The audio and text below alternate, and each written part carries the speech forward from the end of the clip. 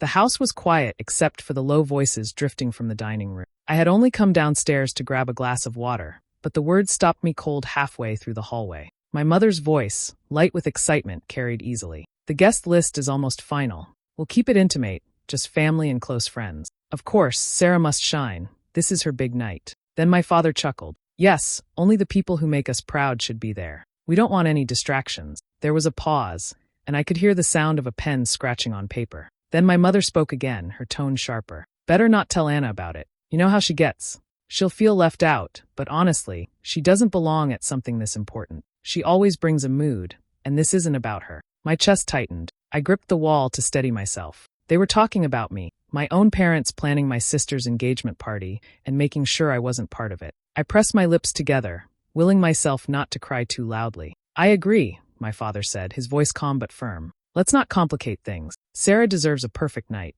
Anna will only make it uncomfortable. The words cut deeper than a knife. Perfect night. Complicated. Uncomfortable. That was what my parents thought of me. Not their daughter. Not family. Just a shadow that didn't fit into their picture of celebration. I stayed frozen there, afraid to move, afraid to make a sound. My throat burned with questions I couldn't ask.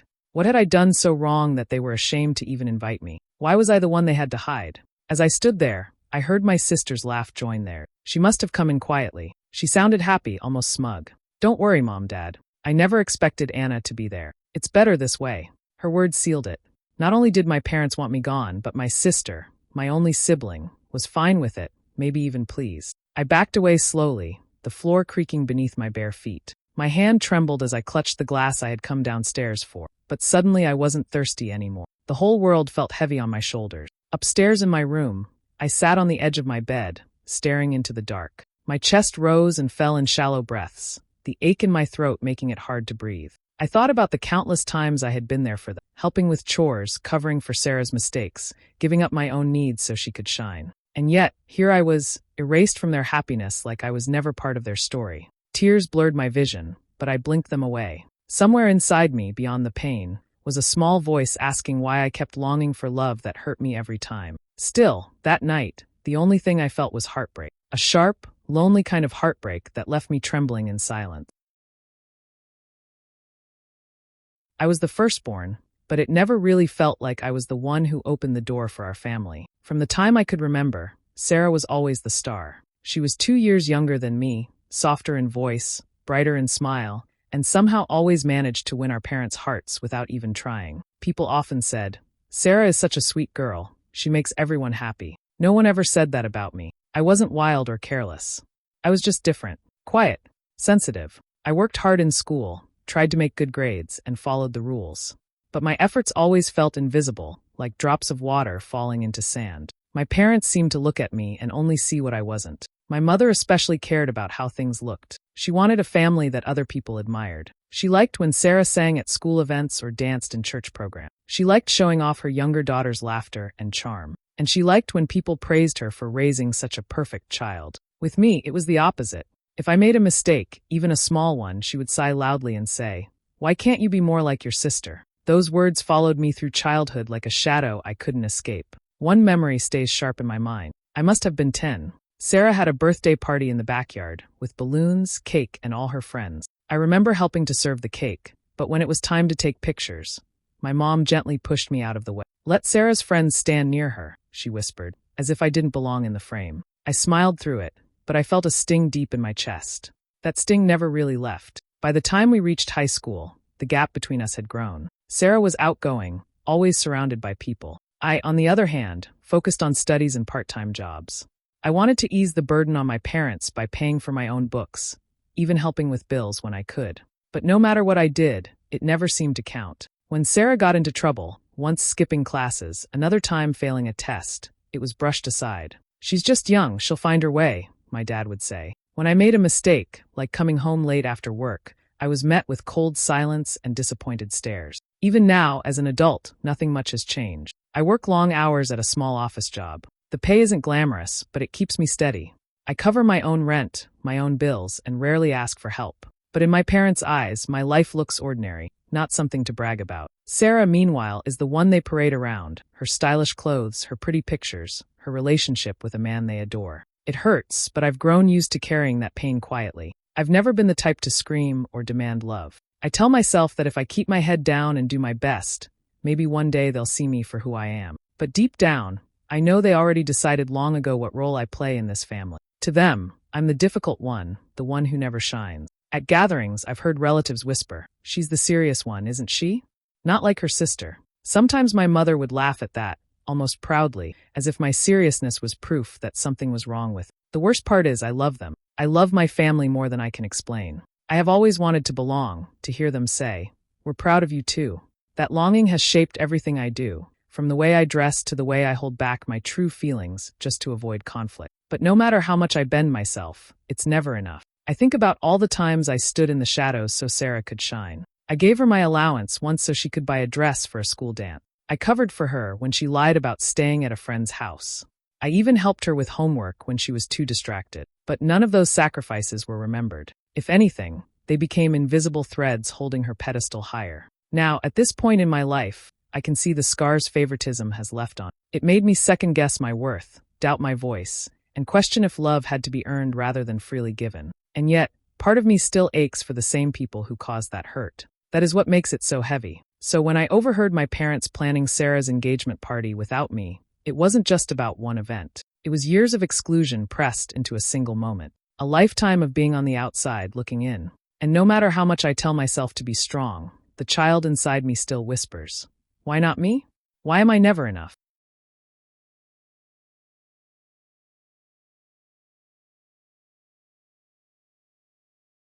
The next morning, I woke up with a heavy chest. Sleep had not come easily. I kept replaying their words in my head.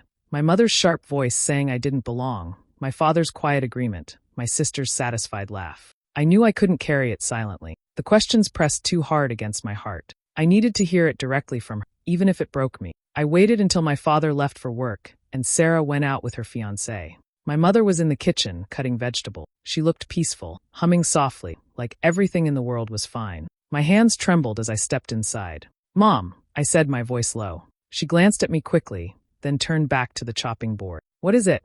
I swallowed hard. "I heard you last night. You were planning Sarah's engagement party. Why didn't you invite me?" For a moment, she didn't answer. The knife kept moving, slicing through carrots.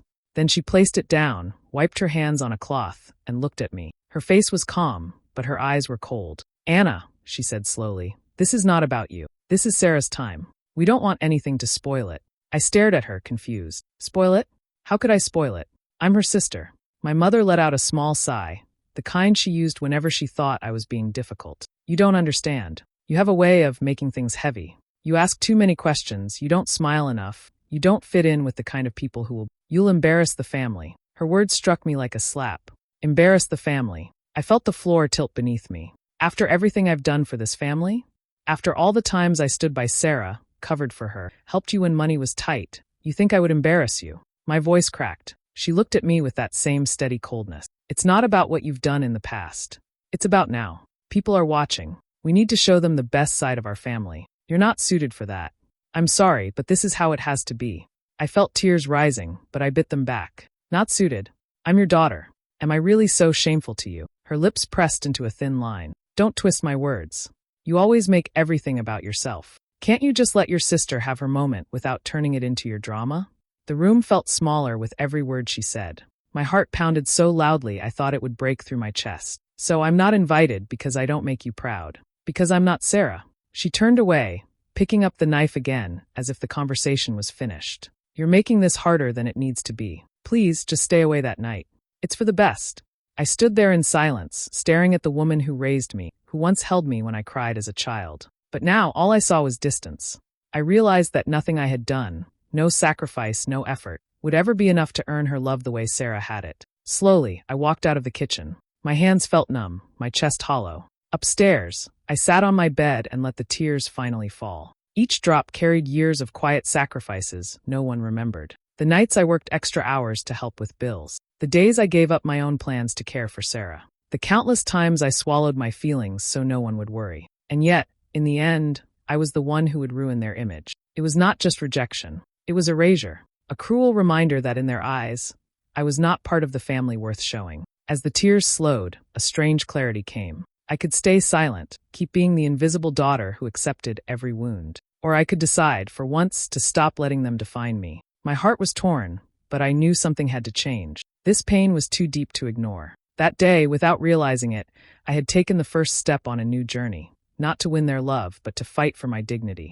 The sun was setting when David sat by Michael's grave, and the air carried a kind of celebration light that only graduation day could bring. In his hands the stadium was full, the same one that had carried his brothers and friends holding flowers. Final truth. Michael sat in the crowd, opened it to the last his hands trembling, running his fingers slowly across Michael's handwriting. His heart pounded with pride. David for years he had dreamed of this day. His daughter set him free in the walking across the stage. The words echoed in his heart. He adjusted his tie nervously and looked scanning the sea of graduates. You trusted the wrong person. There she never was, stopped his little girl, even now a young woman. That was who you were, Michael, kind, loyal. Michael's eyes watered. I will make sure. He thought about the nights he worked late shifts just to pay for her books. He placed the journal on top of the mornings he skipped meals, the leather cover catching the last bit of light. The weekends he spent driving her to school events. It felt every sacrifice, leaving it there with Michael. This was supposed to be their moment to him. The announcer called her name, his hand resting on the cool stone. She walked his proudly, tight, her gown swaying, he forced the words out clear and strong. Michael stood, I won't let her laughter be louder than anyone around him. Your story will cracked as he shouted her name. I promise. His pride drowned out his tears. The wind moved through the trees above. When the ceremony carrying ended, the sound of parents rushed forward to greet their children, almost like a reply. Michael pushed through the crowd, closed his eyes, roses in hand, letting the peace eager of the moment to hug his wash daughter over him. He could almost hear her voice calling, since the funeral. Dad, he felt calm in his head.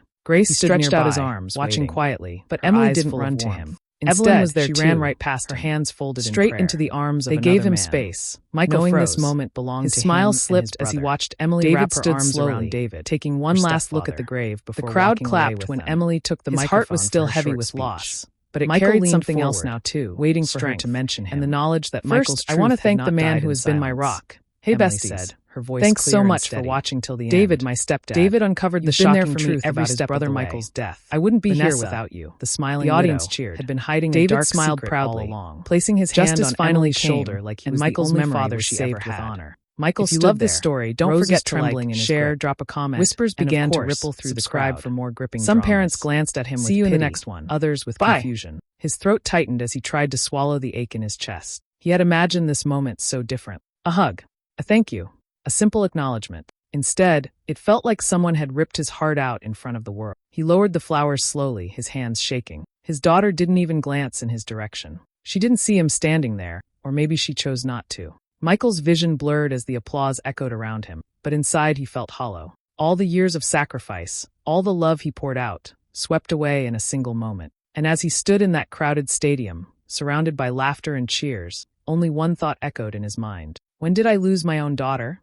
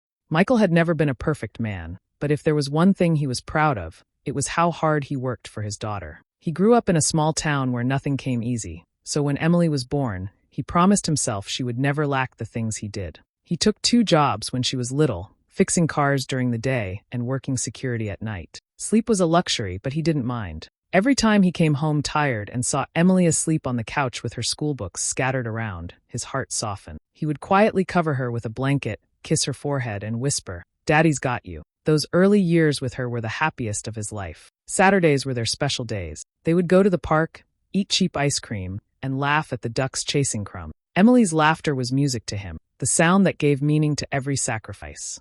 But things started to change when his marriage to Linda fell apart. Arguments that used to end in silence turned into days of cold shoulders. Linda complained about his long hours, how he was never home. Michael tried to explain he was doing it for Emily, for their future, but Linda wanted more than explanations. She wanted a partner who was present. When Emily turned 12, the divorce came. Michael remembered the day the papers were signed. He left the courthouse with his chest tight and his hands empty. The thought of not waking up every day in the same house as his daughter nearly broke him. But he told himself he would fight to stay close to her, no matter what.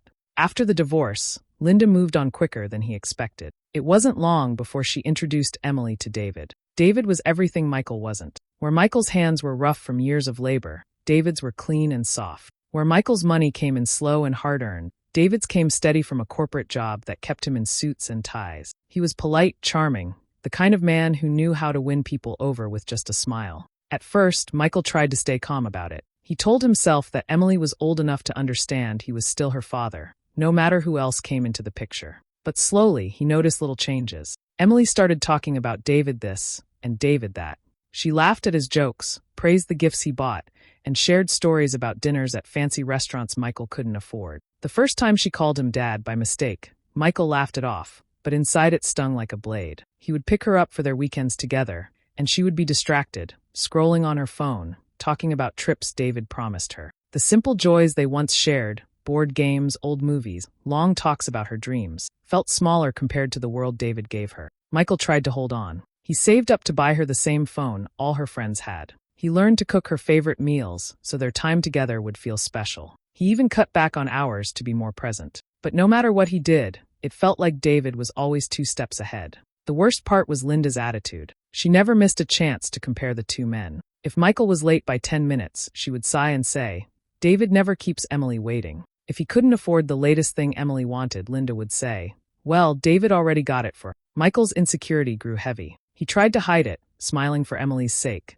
But every time she chose to sit closer to David or talk to him first, it was like losing a piece of her. By the time Emily was 16, the gap between them had widened. She stopped calling him Daddy, and simply said Dad, short and distant. She started canceling weekends, saying she was busy or had plans with friends. He could see her slipping through his fingers, but he didn't know how to stop it. David, meanwhile, seemed to grow more important in her life. He showed up to every school event, cheered the loudest at her games, and helped with her homework. Michael tried to match that energy, but between bills, work, and limited time with her, it was a fight he felt he was losing. Still, he never gave up. He reminded himself that he was her real father, the one who held her as a baby, the one who worked himself to the bone so she could have opportunities. But late at night, lying awake in his small apartment, he often wondered if love and sacrifice were in, and deep down, a quiet fear grew inside him. What if one day, Emily forgot who he was to her?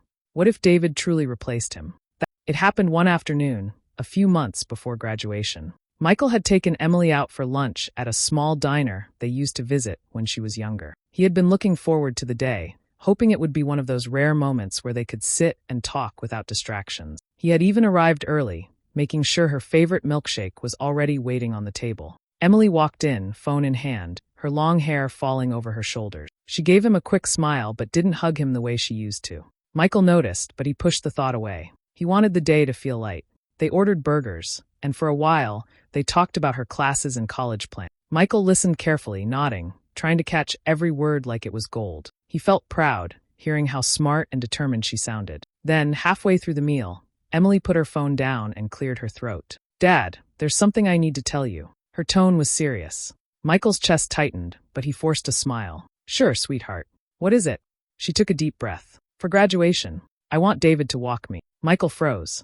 He wasn't sure he heard her right. "What?" he asked quietly. Emily looked away. You know, when the parents go up with the student. I want David to be the one with me. The words hit Michael like a hammer. He felt his heart sink, but he tried to keep his face calm. Emily, he said, his voice trembling, I'm your father. That's supposed to be me. She shifted uncomfortably in her seat. I know, Dad, but David's been there for me in ways. I just feel like it makes sense. Michael's throat burned. Been there? His mind raced through all the nights he stayed up working for her, the birthdays he saved every penny to make special, the years of putting her first. How could she say that? Emily, he whispered, do you really believe I haven't been there for you? She fidgeted with her napkin. It's not that. It's just, Mom thinks it's a good idea. And honestly, I don't want to cause drama at the ceremony. David's done so much for me. It just feels right. Michael's jaw tightened. Linda. Of course. He could almost hear her voice in the background of this conversation, planting seeds in Emily's mind. He leaned forward, trying to catch her eyes. Sweetheart, listen to me. I am your father. No matter what anyone says, no one can change that. This is our moment. Please don't take it away from me. Emily finally looked at him, and for a second, he thought he saw guilt in her eyes. But then she blinked it away. Dad, I don't want to fight.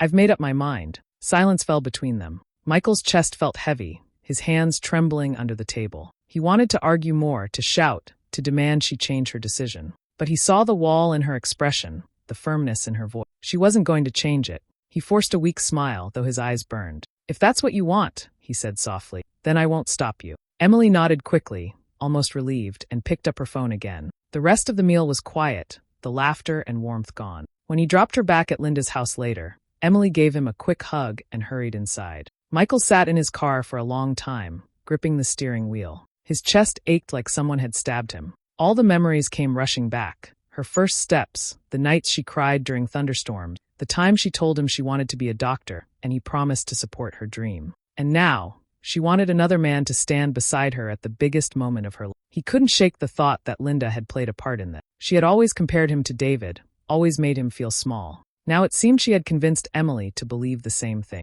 That night, Michael sat alone in his apartment, staring at the roses he had planned to give her on graduation day. For the first time, he felt something he had never wanted to feel. Maybe he was losing his daughter for good. And as the days went on, the distance between them grew heavier. Calls went unanswered, texts came back short. The bond that once felt unbreakable now felt like a rope fraying with every pull. This moment, her decision, wasn't just about graduation. It was the breaking point. It was the sign that he was being replaced, not in name, but in her heart. And nothing in Michael's life. Michael tried not to give up.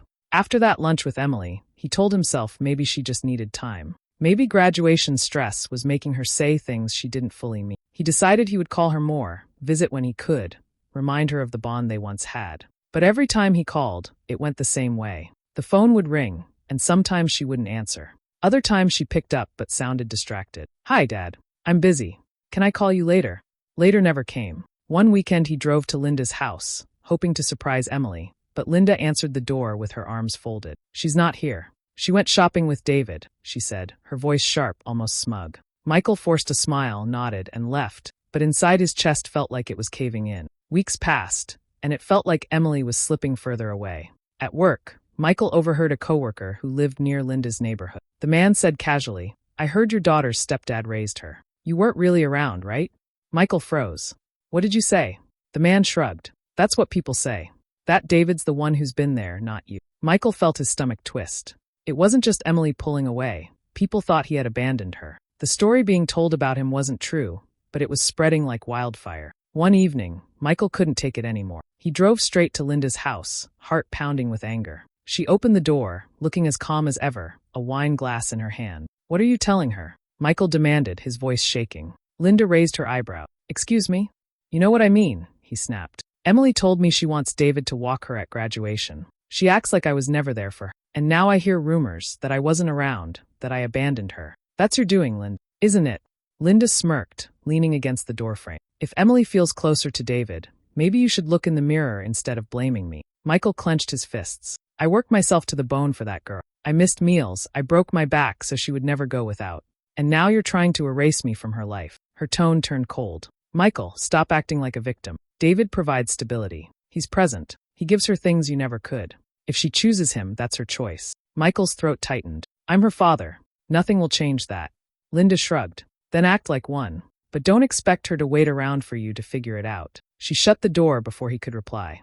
Michael stood there for a long time, his fists shaking at his sides. He wanted to scream, to break something, but all he felt was a crushing weight pressing down on him. That night he sat alone in his apartment, the silence louder than ever. He pulled out an old photo album from when Emily was little. Page after page showed her smiling in his arms, riding on his shoulders, holding his hand at the park. In one picture she had drawn a messy crayon card that said, "Best daddy ever." Michael pressed the photo against his chest, and the tears finally came. He sobbed into the empty room, whispering to himself, "I was there. I was always there." Sleep didn't come that night. Instead, memories flooded his mind. He saw Emily at 5 years old, running to him after her first day of school. He saw her at 10, crying when she scraped her knee, and how he carried her on his back all the way home. He heard her laughter from the nights they built forts in the living room, pretending they were explorers. Those memories felt so alive, but now they were slipping away like sand through his fingers. The next day, something changed inside him. He realized this wasn't just about graduation anymore. Something deeper was wrong. Emily wasn't just choosing David. She truly believed Michael had been absent. That lie had been planted somewhere, and he needed to know how. He began quietly investigating. He went through old receipts and bank statements, reminders of the money he had sent every month for Emily's needs. He dug up copies of letters he had written her over the years, some of which never got replies. He checked the emails he had sent about school events, the messages Linda often ignored. The more he looked, the more he realized a disturbing pattern. It wasn't that Emily didn't care. It was that she probably never saw half of what he tried to give her. He remembered a time when Emily asked why he didn't come to a science fair, even though he had emailed Linda asking for the date. She never replied. Another time, Emily said, "You forgot my birthday card this year," but Michael remembered mailing it weeks early. Had Linda kept it from her?